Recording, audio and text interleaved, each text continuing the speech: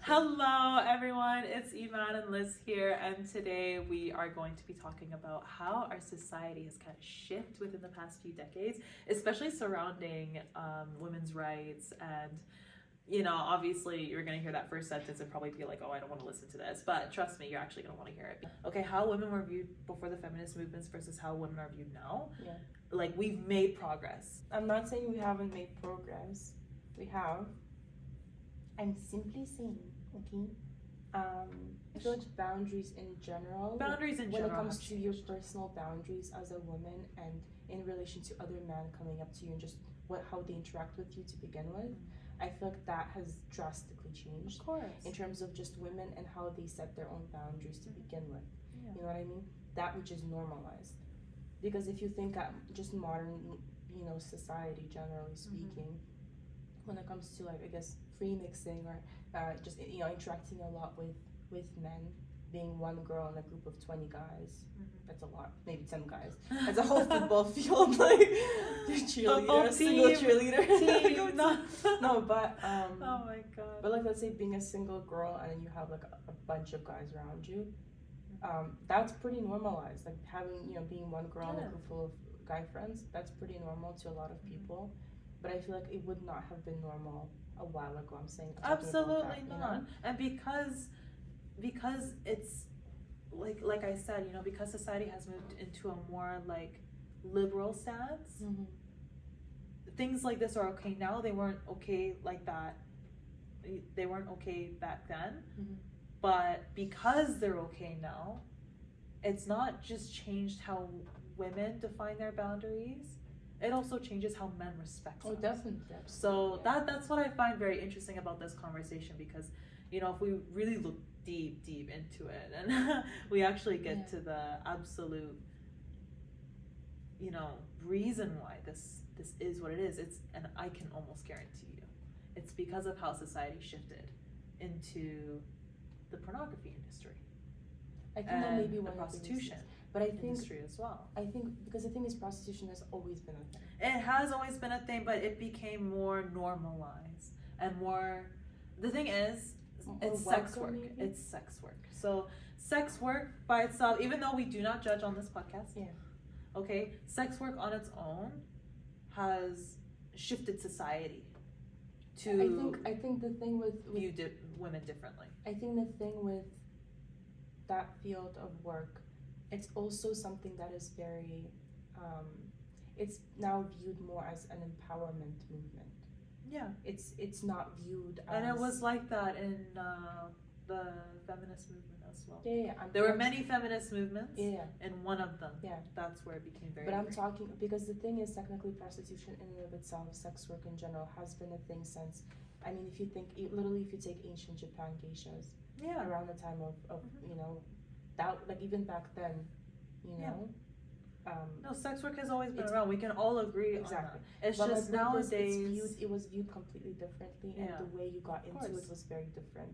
Now, it's viewed a lot less as just your circumstance, and more into, well, I went into this myself because somehow I'm passionate about this. Sorry, the direction I was going to take this conversation into was going to be something like, let's say, clubs and pubs and the general normalized social life that is. Yeah, sex work back then was a lot more hidden. Yeah. Nowadays it's so open. Well, not even just sex work. I'm just talking about just regular people even too. Like when you go to a club or when you go to a bar or wherever you go, I feel like it's a lot more normalized nowadays for women to get ready. They get all excited every Friday, Saturday night. They get ready. They put on whatever their prettiest dresses and they go. And maybe they just go with their best friends to dance, and maybe that's just the end of it, But maybe they go there for, to meet potential suitors, why am I speaking like this? Potential suitors, whoever you fancy. But like maybe you go there to meet a potential eligible partner. bachelors. Yeah. Maybe you go there to meet somebody, right? Yeah. But I'm just saying, like, I feel like, and I may be wrong on this, I don't know. I just feel like if you were to meet somebody in that circumstance and in that particular place versus if you were to meet somebody in some other instance, right? It kind of sets a different tone. Of course, environment's everything, you know, like. And so I feel like when it comes to like already setting, some people make it work. You yeah, know? no, Like, it definitely. some works people for make some it work. and if it works for you, then that's amazing, you know. But I'm simply saying, like, when it comes to boundaries, it depends on what type of boundaries you're setting and what type of boundaries you want to maintain throughout your relationship. You know what I mean? Yeah, absolutely. Because I'm just saying, if we're talking regarding boundaries that were set, let's say 500 years ago, 200 years ago, you would not be able to just go and dance with a woman straight up like this or rub against her. That was not even something that you could think of. You know what I mean? You had to go around. You had to really like. You had to really try to yeah. get. You know what I mean? To be even around her. You know what I mean? So I'm just saying now, those boundaries that even women themselves had set for themselves are no longer being set. Now those standards are different. Yeah, now it's more so, well, you know, let's say we won't move in together within the first month. That's a different boundary than it was back then. Yeah. Back then maybe it was the flip side. It was we'll move in together, we'll get married in a week. Yeah. You know what I mean? But it was a whole different kind of mindset. And it's very, it's very interesting to touch on this too, because, we start to realize the kind of world that we're slowly moving into and how it is right now and what it could be, and what the future generations are going to look like too. And it actually it scares me quite a bit what it's going to look like for the future generations. Well, I feel like because both me and you have like relatively conservative views on this stuff too. Well, I wouldn't even say like conservative. I would pretty much say like, I think we respect all by today's standards. Yeah. By today's standards, 100% it's conservative. Because if we were, trust me, like by today's standards, it is absolutely conservative. Yeah. Because, at the end of the day, like how we live our lives, it's completely on us. No, and it's the same with like everybody else, but because of the way that society is moving into, this more liberal mindset and so forth, and how nudity per se is like more freeing than anything else, we don't live by that. So by the simple rule of, vast majority, we're considered conservative simply because. Yeah. When I say conservative, we're not. Conservative does not mean that I'm going to start hating on each and every single person for making their own decisions that they're entitled to in their own life. No, that's what I just said, basically. Like, I'm summarizing what you said. Yeah. Basically, that's what it is. It's quite literally just us, like how we live our lives. This might come off as conservative, but when you really think about it, it's just... By today's standards, it's very conservative. By today's standards, it's conservative because it's just not popular opinion. You see what I mean? So it's just... Like, it is what it is. I mean, we live in a world where it's constantly changing, but how we define things for ourselves is what causes that change. Every single one of us has a say in it. Every single one of us, based off of, like, it takes a village, yes, to make real change. Raise a child, yes. Well, I was gonna say to make real change, because like you see when a collective has the same values, it will grow. However, every single person has to be on that same. You know what? You'd be surprised. I feel like some people are just natural trendsetters. No, absolutely. Some people just do something and everybody follows suit. But no, I'm not gonna lie. Like that's definitely very apparent in the world that we live in, mainly because you actually see a lot of people having no idea what they're talking about ever. They stand with it. They agree with it. They want it. Why? They don't know. But because that one person that they heard was very passionate about what they were talking about. It's popular. Yeah. Like we live in a society where a lot of people are not fully aware of the type of society that we're living in. And a lot of people don't realize the consequences to their actions of not caring. Does that make sense? Because we're all kind of living in our own little bubble, but when you purposefully stay in your bubble and you don't go outside to explore alternative viewpoints or different information or anything like that, when you stay within your bubble, you are susceptible to only agreeing with whatever's in that bubble. So if you find people that are very like-minded, then those are the people that you stick with. Now, there's something that I learned in sociology. Okay, so there are two different ways of thinking. So you have the epistemic bubble. Okay, so basically, an epistemic bubble is all of the knowledge that you've gathered since the day you were born up until now. And it's formed this bubble of knowledge where it is everything that you've experienced and everything that you've learned over these years. And it can be from anything. It can be, you know, from school, your friends, your family, whatever. Now, that being said, with this bubble, it is capable of popping. So if this person hears alternative information contrary to their own beliefs, if that information is, you know, backed up, or it's factual, or there's some proof that it's true, that person is willing to pop their bubble in that one department and accept contrary information.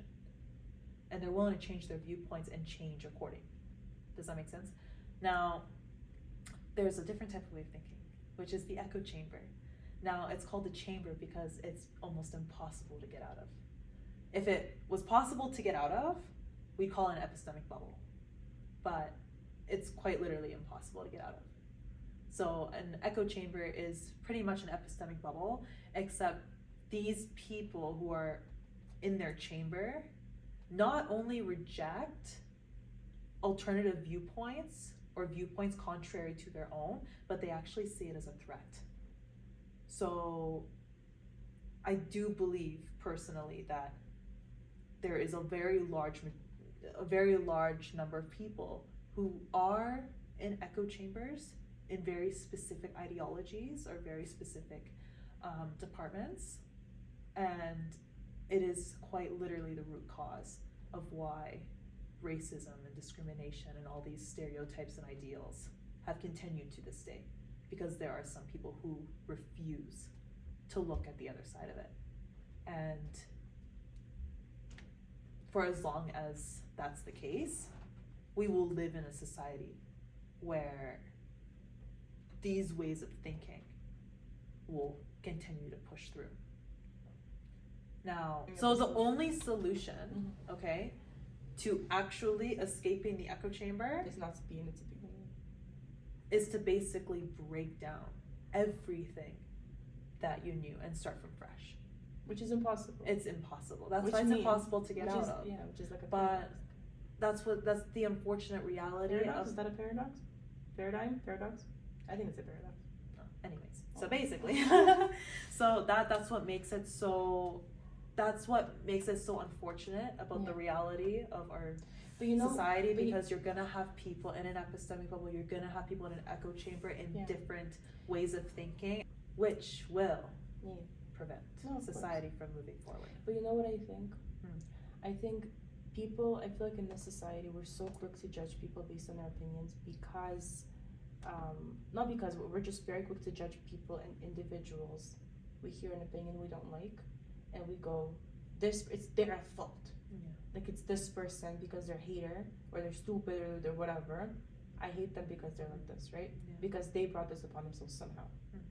But people are forgetting that half of these pre-made assumptions that you have in your head are a direct result of where you were born, who raised you, what were you taught since the moment you opened your eyes, who you surround yourself with, what you expose yourself to, even the media. And it's not always what you expose yourself to. The first, I want to say 5 or 6 years of your life, you don't really have much of a choice of what the flip you do with your life, or where you are, what you eat, or anything. You know what I mean? So I'm just saying, and those, I want maybe even 10 years, I don't know, the first 10 years probably of your life, you don't really have much of a choice. I'm not defending people who have them as opinions or views. I'm simply saying we all do in some sense, some way, you know, or form. No, a lot of it is outside of our control, but it's our responsibilities as human beings to try to be like as open-minded as possible. To open your mind to that, because like just with how short our lifespans are and how small we are in comparison to the universe, there's absolutely no way that we can learn everything that's out there in our lifetime. Yeah, the universe is expanding, which is kind of yeah. So that means even more that we don't know. So to act like you know it all, or to act as a person who your view has to be the only correct one. Yeah, going back to know-it-alls. Yeah, going back to know-it-alls. But yeah, basically like that's pretty much the reality of it. You know, you can't claim that your viewpoint is the only right one. Like I've met so many people who claim that their viewpoint is the only right one, and that's that. And I can't think of anything more stupid to say, because yes, you have your facts, and then you have your opinions, and then you have whatever's made up. But even facts have to be proven. And to this day, you know, we're still learning new things. We're still coming up with new facts. We're still discovering new things. Yeah. Nothing is completely set in stone. Yeah. So to have this idea that your way is the only way is the reason why we as a society are having a really hard time surpassing racial discrimination, gender discrimination, stereotypes, all of, like, you name it. Us as a society simply can't completely move forward until this is resolved first. But we're human beings, so, and again, we're kind of like in this circle. Thank God it's getting better, but it's still very alive and well, and in some areas of the world, it's horrific. I feel like we've gone so off topic. We have, but we started with women and boundaries. As much progress as we made as a society, we still have so much work to do. So much work to do. That's why we're here. That's why we're here. Yeah. Yeah. Anyways, so that was a long one. Yes. That was a deep one. Mm-hmm. But we'll be back. Thank you for listening.